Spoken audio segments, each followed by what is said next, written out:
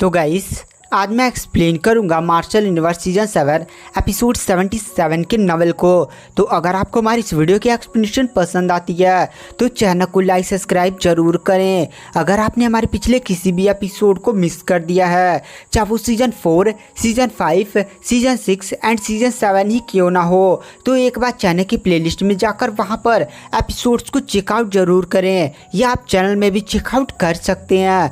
तो चलिए बिना किसी देरी के आते हैं कहानी की मेन स्टोरी लाइन पर। तो इस एपिसोड की स्टार्टिंग वहीं से होती है जहां से पिछला एपिसोड खत्म हुआ था। पिछले एपिसोड के एंड में हमने यांग ज़्याओ और वांग यान, यांग ज़्याओ डाउ सेट की सबसे ज़्यादा टैलेंटेड बंदी थी और वांग यान एक बहुत ही ज़्यादा डेविल बंदा था। वो दोनों ही काफ़ी ज़्यादा खतरनाक फाइट कर रहे होते हैं। और इधर हमें लिंगडोंग को दिखाया जाता है जहाँ पर उसके डेसोलेट हॉल की दोस्तों ने पूछा था कि लिंगडोंग भाई क्या तुम बता सकते हो कि यांग ज़्याओ जीतेगी यहाँ पर वांग यान। वहाँ पर लिंगडोंग ने बोला था जहाँ तक मुझे यांग ज़्याओ के बारे में पता है, यांग ज़्याओ ने पहले से ही स्काई हॉल की सबसे ज़्यादा strongest martial art technique sky emperor martial art technique को सीख लिया है। और वहीं पर मुझे वांग यान के बारे में कोई भी आइडिया नहीं है, तो आखिर मैं कंपैरिजन कैसे कर सकता हूँ। तभी लिंगडोंग के बगल में डेसोलेट हॉल का एक सीनियर डायरेक्ट डिसाइपल बैठा ना होता है जिसका नाम होता है फैंग टोंग।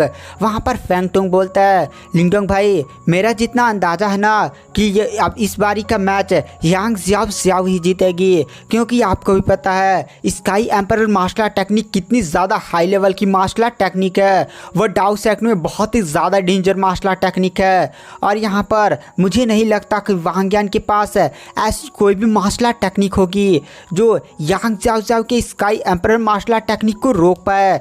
वहाँ पर लिंगडोंग बोलता है चलो जो भी होगा वो देखा जाएगा। उसके बाद हमें सीन शिफ्ट किया जाता है और हमें वांग यान और यांग ज़्याओ की बैटल को दिखाया जाता है। दोनों ही बहुत ही ज़्यादा खतरनाक बैटल कर रहे होते हैं और हमें कुछ टाइम में दिखाया जाता है दोनों पीछे हट चुके होते हैं। वहाँ पर दोनों ही हाँफ रहे होते हैं।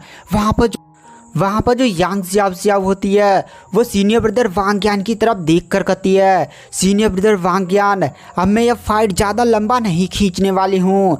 अब मैं जान चुकी हूँ कि अगर हम ऐसे ही फाइट करते रहें तो इसका कोई भी नतीजा नहीं निकलेगा। अब यहाँ पर आर पार का मुकाबला होगा।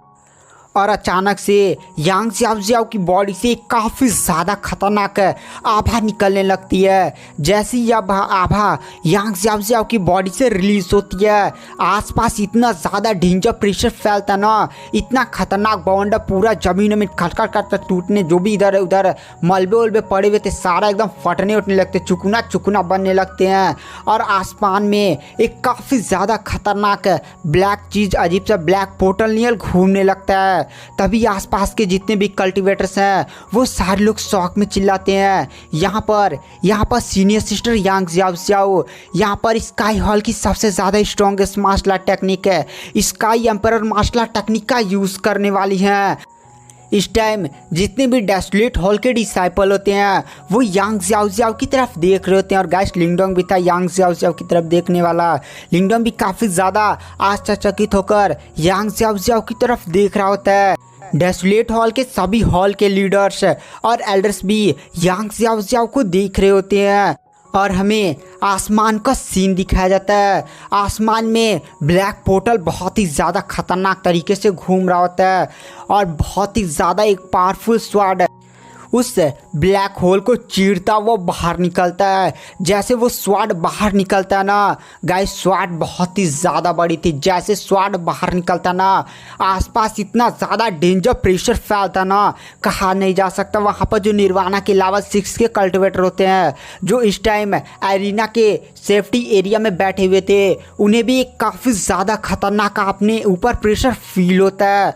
और वो लोग कहते हैं ये है स्काई हॉल की सबसे ज़्यादा स्ट्रॉन्गेस्ट मार्शल आर्ट टेक्निक है sky emperor martial art technique है। और हमें यांग ज़्याओ का सीन दिखाया जाता है। यांग ज़्याओ की बॉडी से बहुत ही ज़्यादा खतरनाक है ग्रीन कलर की आभा निकल रही होती है और यही आभा sky emperor martial art technique की जो बहुत ही बड़ी सी स्वाद नहीं प्रकट हुई थी उस पर भी दिखाई जाती है। और इधर हमें वांग यान का सीन दिखाया जाता है। वांग यान के चेहरे पर भी अब कॉम्प्लेक्स भावनाएं थी।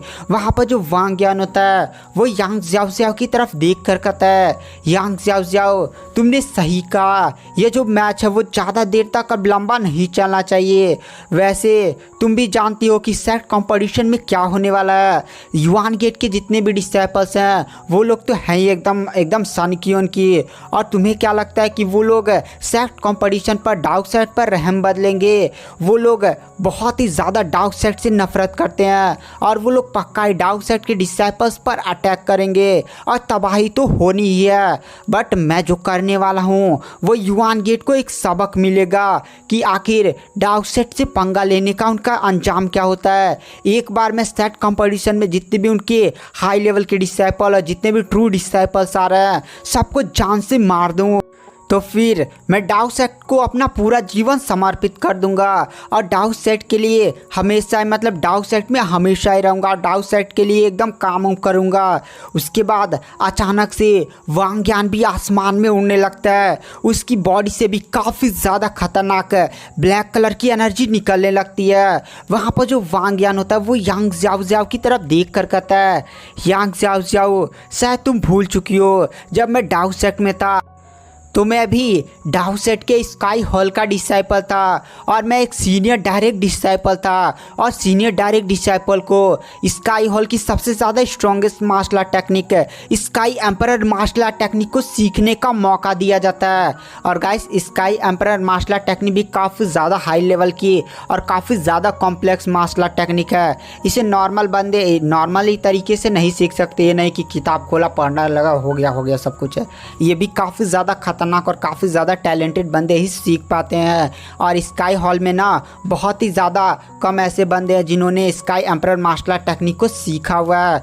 तभी अचानक से वहाँ पर वांग यान बोलता है, मैं भी स्काई हॉल का डिसाइपल था और मुझे भी sky emperor martial art technique को सीखने का मौका मिला था। उस टाइम मैं उस मार्शल आर्ट टेक्निक को नहीं सीख पाया था, लेकिन जब मैं बाहर गया तो मैंने भी sky emperor martial art technique को काफ़ी ज़्यादा हाई लेवल तक मास्टर कर लिया है।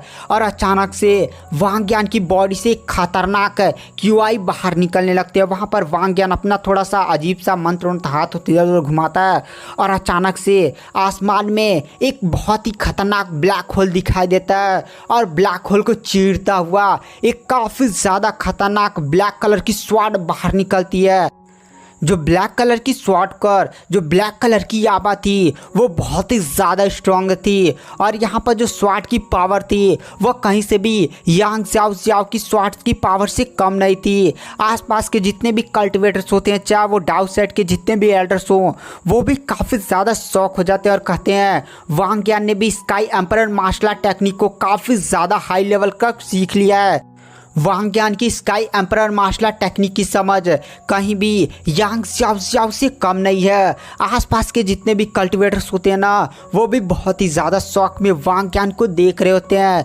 और आसमान में हमें दो बहुत ही ज़्यादा बड़ी स्वॉर्ड्स को दिखाया जाता है। दोनों स्वॉर्ड आसमान को चीरते हुए बाहर निकल रही थी। एक स्वॉर्ड पर ग्रीन कलर की आभा थी जो एकदम पूरे स्वॉर्ड को एकदम भयानक बना रही थी, और दूसरी तरफ ब्लैक कलर की स्वॉर्ड थी। दोनों ही स्वॉर्ड आपस में जाकर टकराती हैं, और जैसे वो दोनों स्वॉर्ड आपस में टकराती है ना, वहाँ पर एक काफ़ी ज़्यादा खतरनाक धमाका होता था। पूरा एरिना में ना एकदम जमीनों में एकदम अरीना ही धंस गया था। इतनी खतरनाक तबाही होती है। पूरा जो शील्ड लगा हुआ था ना उस पर भी क्रैक और आने लगता है। लेकिन वहाँ पर डार्क साइड के लीडर भी मौजूद थे जो अपनी पावर से तुरंत डार्क साइड के जो अरीना में शील्ड लगा हुआ था उसको तुरंत ठीक कर देते हैं। और गाइस अगर मार्शल यूनिवर्स के जल्द से जल्द सारे एपिसोड देखना चाहते हैं तो आप हमारा लाइफ टाइम सब्सक्रिप्शन बाई कर सकते हैं। लाइफ टाइम सब्सक्रिप्शन प्लान केवल 499 में यानी 500 में आपको पूरा मार्शल यूनिवर्स का नॉवेल मिलेगा। गाइस भी मार्शल यूनिवर्स में बहुत सारे एपिसोड्स हैं। अगर आपको सारे एपिसोड जल्द से जल्द देखने हैं तो आप हमारा लाइफ टाइम सब्सक्रिप्शन बाई कर सकते हैं। गाइस 800 से 900 एपिसोड्स तो होंगे ही, तो अगर आपको बाई करना है ना लाइफ टाइम सब्सक्रिप्शन तो नीचे फ्री टेलीग्राम ग्रुप का लिंक है, उसमें ज्वाइन होइए और वहाँ पर केवल लिखे सब्सक्रिप्शन। आप जैसे सब्सक्रिप्शन लिखते हैं ना मैं आपसे खुद कांटेक्ट कर लूँगा। उसके बाद केवल आपको 499 यानी 500 पेमेंट करना होगा। उसके बाद मैं आपको मेन मार्शल यूनिवर्स के टेलीग्राम चैनल में ऐड कर दूँगा। तो अगर आपको सब्सक्रिप्शन बाई करना है तो बाई कर सकते हैं। तो चलिए बिना किसी देरी के आते हैं कहानी की मेन स्टोरी लाइन पर। तो हमें दिखाया जाता है वांग यान ने भी sky emperor martial art technique का यूज़ किया था और यहाँ पर यांग ज़ाओ ज़ाओ ने भी sky emperor martial art technique का यूज़ किया था। दोनों की जब स्वाड आपस में टकराती है तो इतना खतरनाक भीषण धमाका होता है, पूरा अरीना क्रैक होने लगता है। लेकिन डाउ सेट के लीडर ने अरीना को रिपेयर कर दिया होता है और हमें दिखाया जाता है जो हरी कलर की स्वाड और ब्लैक कलर की स्वाड होती हैं वो जब आपस में एकदम खतरनाक लेवल से टकराती है तो पूरी दोनों स्वाड पर क्रैक पड़ते हैं। खट खट खट खट खट खट खट खट ब्लैक कलर की स्वाड टूटे और खट खट खट खट खट खट खट खट वहाँ पर हरी कलर की भी स्वाड टूटती है और जैसे वो स्वाड टूटती है वहाँ पर काफ़ी ज़्यादा खतरनाक धमाका होता है। इस धमाका इतना ज़्यादा खतरनाक था ना कि मतलब आसपास का पूरा एरिया नीचे एकदम खड़ा होने के लिए जगह ही नहीं बचा था। एकदम पूरा एरिना ही एकदम तबाह कर दिया गया था, एकदम गड्ढे गड्ढे बड़े बड़े गड्ढे गड्ढे और पूरा जो अरीना का चारों तरफ सेफ्टी कवच नहीं लगाया गया था उस पर भी स्वाट के टुकड़े एकदम हल गए थे। और हमें इधर यांग ज़ाओ ज़ाओ का सीन दिखाया जाता है जैसे दोनों स्वाट ना वहाँ पर ब्लास्ट हुई थी, वहाँ पर पूरा धुआं फैल गया था और इसी मौके का फ़ायदा उठाते हुए जो वहाँ पर यांग ज़ाओ ज़ाओ होती है वो तुरंत अपने हाथ में काफ़ी ज़्यादा खतरनाक स्वाट को समन करती है और काफ़ी स्पीड के साथ मतलब पूरी जान लगाकर पूरी बहुत ही ज़्यादा अपनी पूरी निर्वाणा लेवल की 9 की पावर का यूज़ करते हुए सीधे वो वांग यान पर अटैक करते। उसकी स्पीड हवा से भी तेज थी और एक ही पल में वो वांग यान के सामने थी। उसका प्लान यह था कि वो वांग यान को घायल करेगी, उसके बाद उसके गर्दन पर स्वाड रख देगी क्योंकि दोनों ही ने जब sky emperor martial art technique का यूज़ किया था तो काफ़ी ज़्यादा वो लोग खतरनाक तरीके से घायल हुए थे। लेकिन हमें वांग यान का सीन दिखाया जाता है जैसे ही वहाँ पर यांग ज़ाओ ज़ाओ की स्वाड वांग यान की बॉडी से टच ही होने वाली थी वहाँ पर वांग यान अपने हाथ से ही उस स्वाड को पकड़ लेता है। जैसे ही वहाँ पर वांग यान अपने हाथ एक ही हाथ से उसने यांग ज़ाओ ज़ाओ के स्वाड को पकड़ लिया था और जब उसने स्वाड पकड़ी थी ना तो उसका पूरा हाथ एकदम खून हो गया था। यहाँ पर यांग ज़ाओ ज़ाओ अभी वांग यान के इस हरकत और वांग यान की इतनी ज़्यादा खतरनाक अभी भी पावर को देखकर एकदम वो भी काफ़ी ज़्यादा शॉक हो चुकी थी। और इधर हमें वांग यान का सीन दिखाया जाता है, वांग यान के पूरा एकदम एक हाथ ना खून से लाल हुआ था। वहाँ पर वांग यान बोलता है यांग ज़ाओ ज़ाओ मैंने लाइफ और डेथ बहुत सारे मैच लड़े हैं जिनमें मुझे बहुत ज़्यादा युद्ध का एक्सपीरियंस है और तुम्हारा ये जो तरीका है ना वो बहुत ही ज़्यादा बचकाना है। और अचानक से वांग यान दूसरे हाथ से एक काफ़ी ज़्यादा खतरनाक बहुत ही ज़्यादा मतलब पूरी ताकत लगाकर इतना ज़्यादा खतरनाक पंच सीधे वहाँ पर यांग ज़ाओ ज़ाओ को मारता है ना। वहाँ पर यांग ज़ाओ ज़ाओ उसके पंच को रोकने की कोशिश तो करती है बट वहाँ पर यांग ज़ाओ ज़ाओ सीधे जाकर ज़मीन पर गिरती है।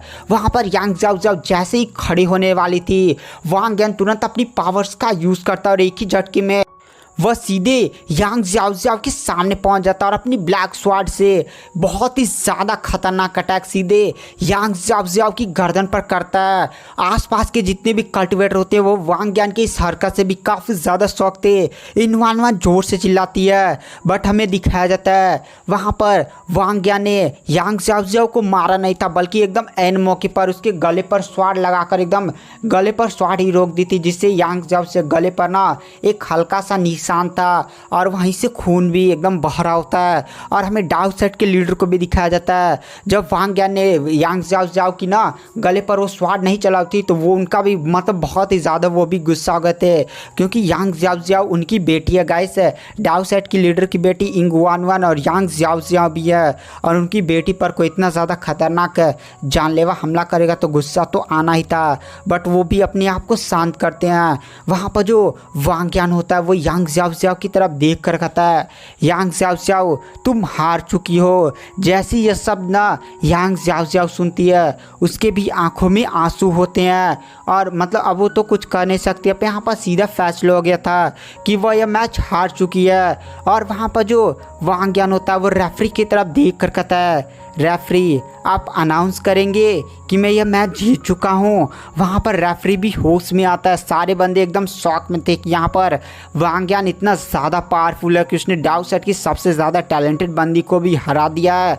और इधर जो रेफरी होता है वो सभी एल्डर्स की तरफ देखता है। सभी एल्डर्स भी मतलब इस नतीजे को स्वीकार करते, वो नहीं चाहते थे कि वांग ज्ञान ही मतलब ये मैच वोच जीते और कमांडर बने, बट अब यहाँ पर वांग ज्ञान तो मैच जीत ही चुका था। सभी एल्डर्स भी रेफरी की तरफ देखकर हाँ में सिर ले लाते हैं।